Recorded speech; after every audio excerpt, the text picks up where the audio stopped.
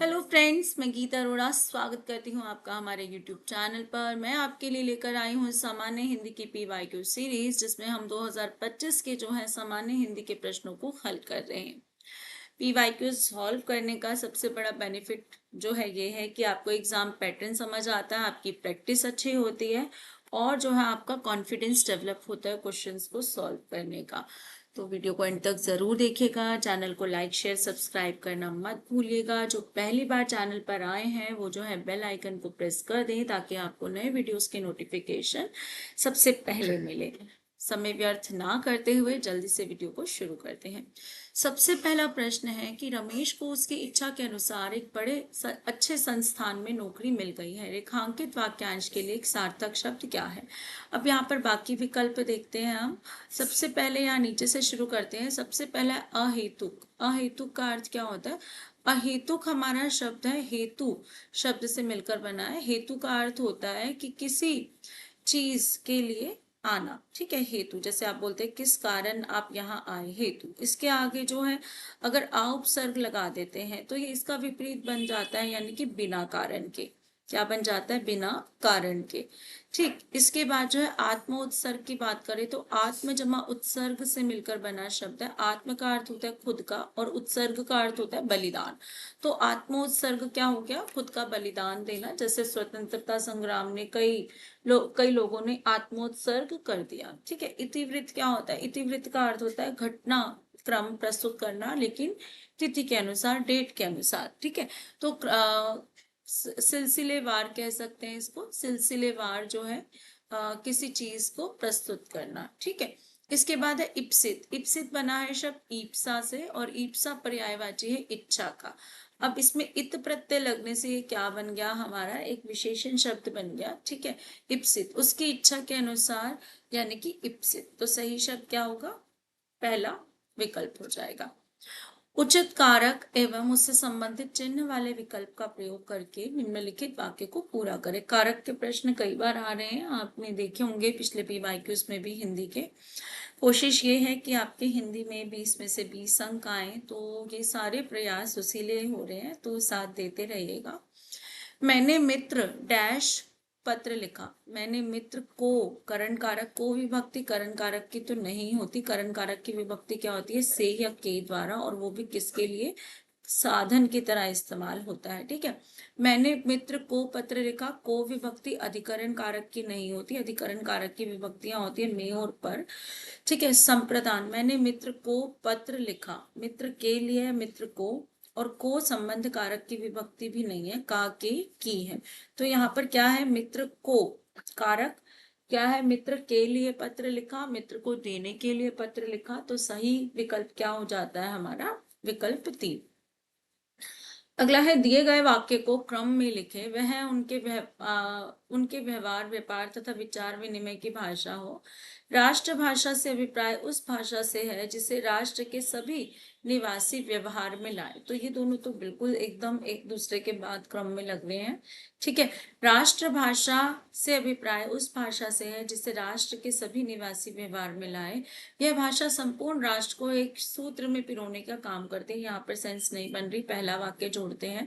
राष्ट्रभाषा से अभिप्राय उस भाषा से है जिसे राष्ट्र के सभी निवासी व्यवहार में लाए। वह उनके व्यवहार, व्यापार और विचार विनिमय की भाषा हो। यह भाषा संपूर्ण राष्ट्र को एक सूत्र में पिरोने का काम करती है। तो कौन सा विकल्प लग रहा है? पहले आ रहा है दूसरा, फिर तीसरा, पहला, चौथा। तो ये हमारा विकल्प बन जाता है। 8 कन्नौज या 9 चूल्हे, यानी कि लोग जो है कम है और चूल्हे ज्यादा है, यानी कि एकता में बल नहीं है, यानी कि अलगाव की स्थिति है। ठीक है। तो यहाँ पर किसको दर्शाता है? जब लोग अलग अलग हों, एक दूसरे में बनती ना हो, तो क्या बोला जाता है? कौन सा दोहा बोला जाता है? 8 कनौजिए 9 चूल्हे। ये पहले भी आ चुका है पीवाईक्यू सीरीज में। ये वाला प्रश्न पहले भी करा चुकी हूँ। नायिका रूठ कर चली गई वाक्य में डैश क्रिया है। ठीक है। क्या है? रेखांकित शब्द के लिए क्रिया का उचित भेद दिए गए विकल्प में से चुनकर वाक्य पूरा करें। जब भी प्रेरणार्थक क्रिया क्या होती है? जब हम किसी से काम करवाते हैं, जैसे वह बनवाता है, लिखवाता है। ठीक है। बनवाता, लिखवाता, खिलाता। ठीक है, ये हमें ध्यान रखना है। संयुक्त क्रिया में दो तीन क्रियाएं मिली हो, जैसे वह उठकर चली गई है ना, तो उठकर है।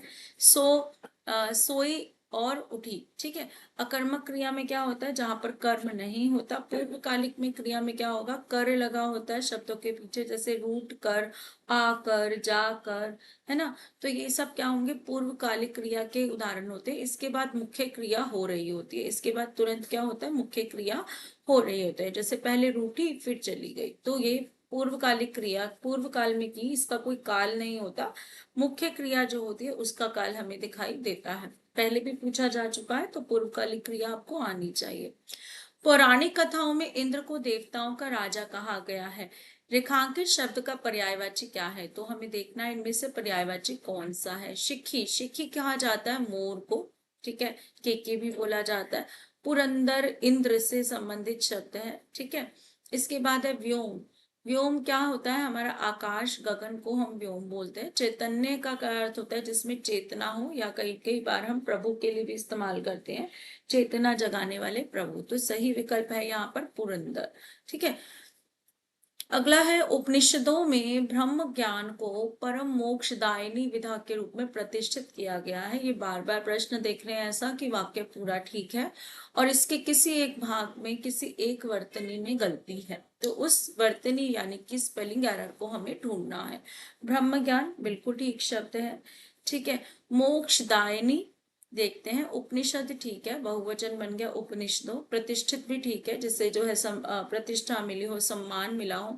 मोक्षदायिनी ना होकर क्या होता है, मोक्षदायिनी होता है। क्या देखना है, मोक्षदायिनी, ठीक है। जैसे ज्ञान दायिनी, ज्ञान दायिनी, ठीक है। क्या होगा, ज्ञान दायिनी। तो ऐसे ही मोक्ष दायिनी, तो यहाँ पर त्रुटि है यानी कि गलती है। राजनीति में अक्सर बुरे उद्देश्य से की गई मंत्रणा का प्रभाव देखने को मिलता है। रेखांकित वाक्यांश के लिए सार्थक शब्द क्या है। राजनीति में अक्सर बुरे उद्देश्य से की गई मंत्रणा, मतलब मन में कुछ और है, मंत्रणा कुछ और है, और जो है उसके लिए संधि कर रहे हैं, किसी को जोड़ रहे हैं, तो क्या होगा, उसके लिए शब्द पूछा है। वाचाल होता है जो बहुत अधिक बोले, ठीक है। मूक का विपरीत होता है विचाल। निरंकुश, जिस पर जो है अंकुश ना लगाया जा सके, निरंकुश, जो बंधन में ना बंधे, ठीक है। सद्य प्रसूता क्या होता है, प्रसूता, प्रसूति भवन आपने हॉस्पिटल्स में देखा होगा, यानी कि डिलीवरी रूम जहाँ बच्चे पैदा होते हैं, तो प्रसूता बोला जाता है उस स्त्री को जिसका अभी अभी जिसकी डिलीवरी हुई हो, या जिसने अभी अभी बच्चे को जन्म दिया हो। सद्य प्रसूता क्या होता है, अभी अभी जन्म देने वाली, अभी अभी जन्म देने वाली।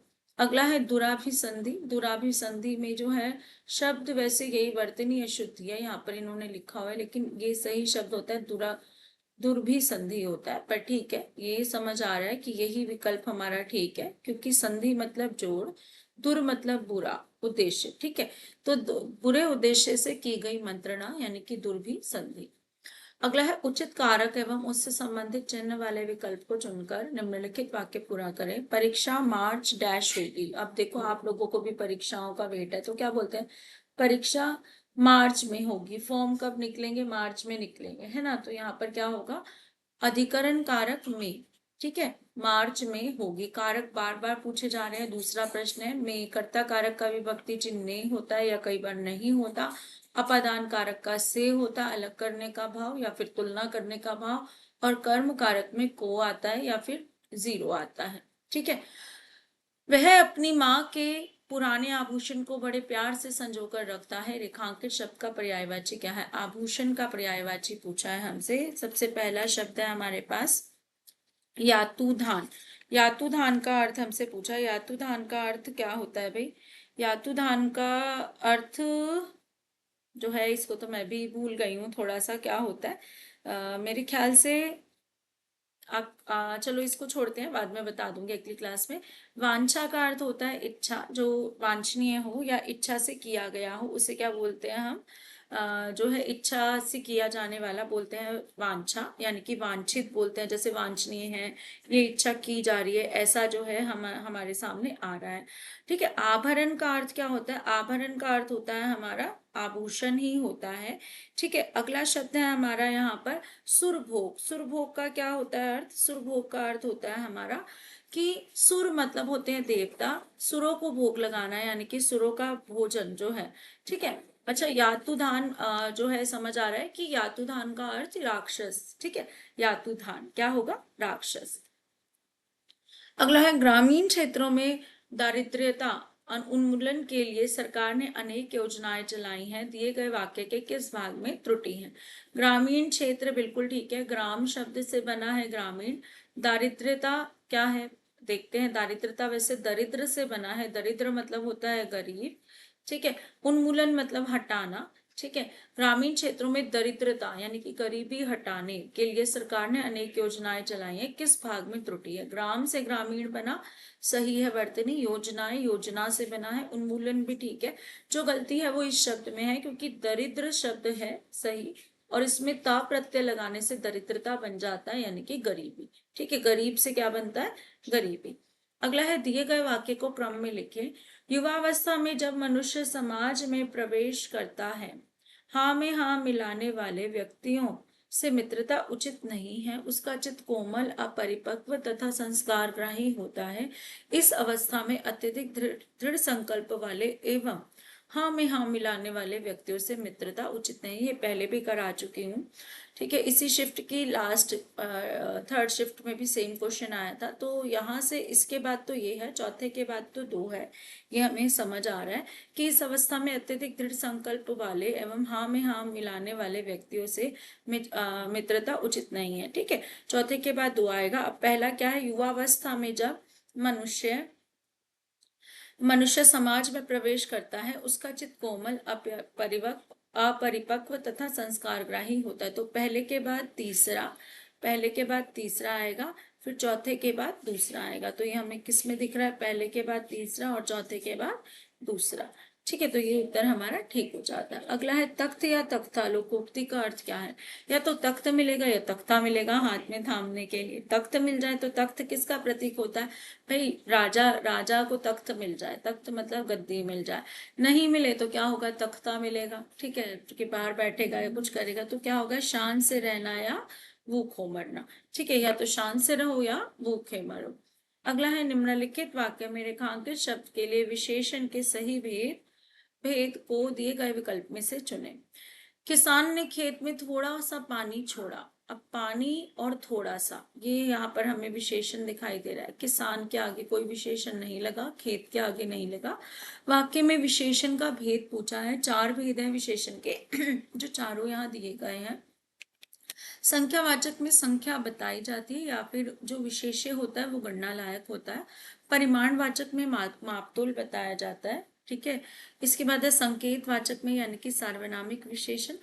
गुणवाचक में क्या होगा? गुण बताए जाएंगे, दोष बताए जाएंगे, रंग, आकार इत्यादि बताया जाएगा। ठीक है, तो यहाँ पर क्या है हमारे सामने? हमसे पूछा है थोड़ा सा पानी, तो पानी क्या परिमाण बताया जा रहा है। पानी को हम गिन नहीं सकते, पानी का गुण नहीं बताया जा रहा है ना, और सर्वनाम का प्रयोग नहीं है। तो यहाँ पर क्या बचा? परिमाणवाचक विशेषण।